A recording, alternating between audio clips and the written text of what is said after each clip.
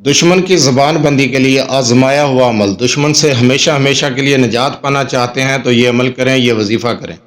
بسم اللہ الرحمن الرحیم۔ السلام علیکم ورحمۃ اللہ وبرکاتہ۔ لا تعداد درود و سلام نبی کریم صلی اللہ علیہ وسلم پر اور آپ صلی اللہ علیہ وسلم کی آل پر۔ ہمارا آج کا عمل، آج کا وظیفہ دشمن سے نجات حاصل کرنے کے لیے ہے۔ اگر آپ دشمن سے نجات حاصل کرنا چاہتے ہیں، دشمن سے جان چھڑوانا چاہتے ہیں تو یہ عمل کریں۔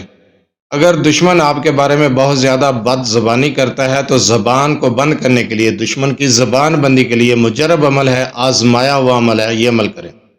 وظیفے کی طرف جانے سے پہلے آپ سے چھوٹی سی گزارش ہے، چینل کو سبسکرائب، ویڈیو کو لائک اور شیئر کر دیا کریں۔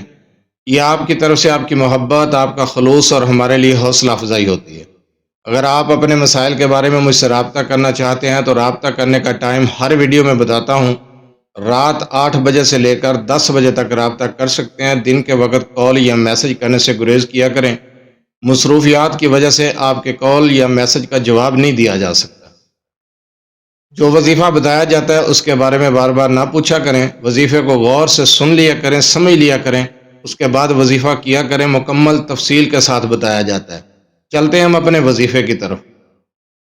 اگر آپ دشمن کی وجہ سے بہت زیادہ پریشان ہیں، دشمن سے نجات حاصل کرنا چاہتے ہیں، اور ایسا دشمن جو بہت زیادہ زبان دراز ہے، آپ کے بارے میں بہت زیادہ زبان درازی کرتا ہے، غلط زبان استعمال کرتا ہے، لوگوں کے اندر آپ کے بارے میں بہت زیادہ باتیں کرتا ہے، تو اس بندے کی، اس دشمن کی، اس مخالف کی زبان بندی کے لیے مجرب عمل ہے، آزمایا ہوا عمل ہے۔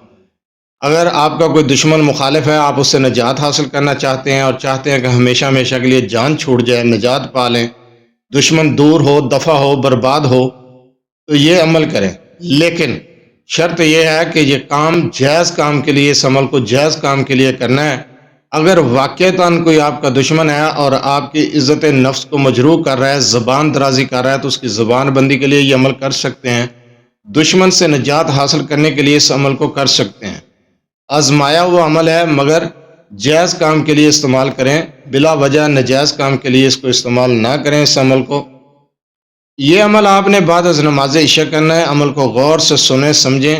عشاء کی نماز کے بعد آپ نے یہ عمل کرنا ہے۔ اس عمل کی ایک تسبیح کرنی ہے۔ اگر دشمن کی تصویر ہے آپ کے پاس، اس کی تصویر سامنے رکھ کے کریں، یا پھر دشمن کا تصور رکھ کے یہ عمل کریں۔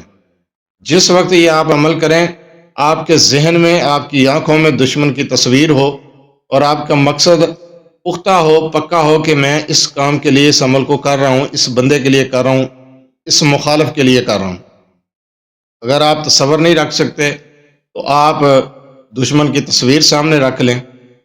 آپ نے ایک تسبیح کرنی ہے، سم بکم عمی فاہم لا یرجعون، اور اس کے بعد یا قہارو یا جبارو، یہ ایک مرتبہ ہو گیا۔ اسی طریقے سے آپ نے ایک تسبیح کرنی ہے عشاء کی نماز کے بعد تنہائی میں بیٹھ کر۔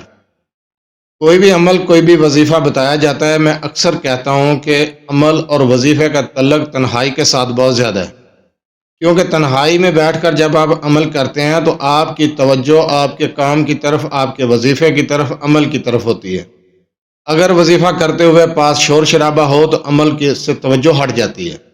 اس لیے تنہائی میں بیٹھ کر کریں۔ جس جگہ عشاء کی نماز پڑھی ہے اسی جگہ پر بیٹھ کر تنہائی کے ساتھ اس عمل کو کریں، اور دوران عمل کسی سے گفتگو نہیں کرنی، بات چیت نہیں کرنی۔ تنہائی میں بیٹھ کر اس عمل کو کرنا ہے۔ ایک تسبیح کرنی ہے، سم بکم عمی فاہم لا یرجعون، یا قہارو یا جبارو، یہ ایک بار ہو گیا۔ اسی طریقے سے آپ نے 100 مرتبہ پڑھنا ہے۔ ایک تسبیح 100 مرتبہ، ایک تسبیح کرنی ہے، 100 مرتبہ ہو جاتا ہے۔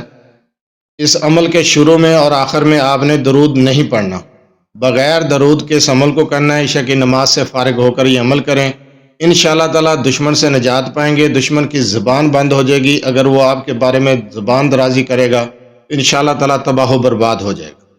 جزاک اللہ۔